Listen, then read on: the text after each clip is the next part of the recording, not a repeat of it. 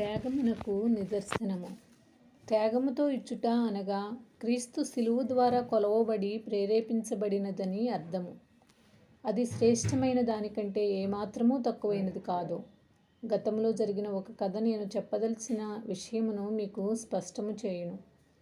19వ శతాబ్దంలో రష్యా రాజైన Frederick William గొప్ప కష్టములలో నుండెను. అతడు ఎంతో ఖర్చుతో కూడిన యుద్ధము చేసి అతని దేశ ప్రజలలో తన దేశమును గొప్ప బలమైన దేశముగా నుంచుటకు ప్రయాసపడుచుండెను. కానీ ప్రణాళిక చొప్పున చేయుటకు అతని యొద్ద తగిన ధనము లేదు. అతనికి ప్రజలను నిరుత్సాహపరచుటకు ఇష్టం లేదు. శత్రువులకు లొంగిపోవుట అను తలంపే అతడు భరించలేకపోయెను.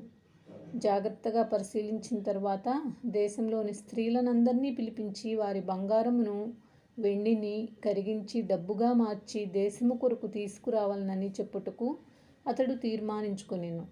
ప్రతి బంగారము లేక వెండి ఆభరణమునకు బదులుగా ఒక కంచు లేక ఇనుప అలంకరణ వస్తువును కృతజ్ఞతాపూర్వకమైన జ్ఞాపికగా ఇచ్చుటకు రాజు నిశ్చయించుకొనెను.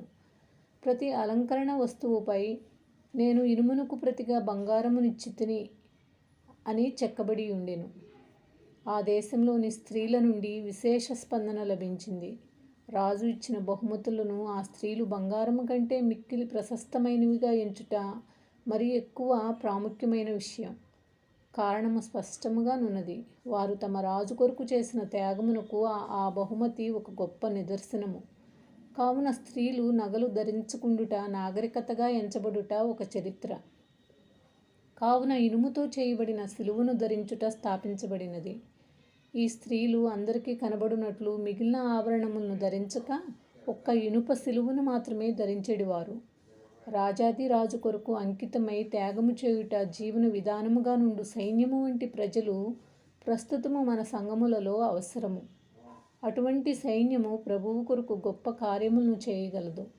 అటువంటి సైన్యము సకల యుగములలో రాజయ్యుండి అక్షయుడును అదృశ్యుడును అగు జ్ఞానవంతుడగు దేవుని రాజ్య పరిపాలన త్వరగా వచ్చునట్లు చేయగలరు.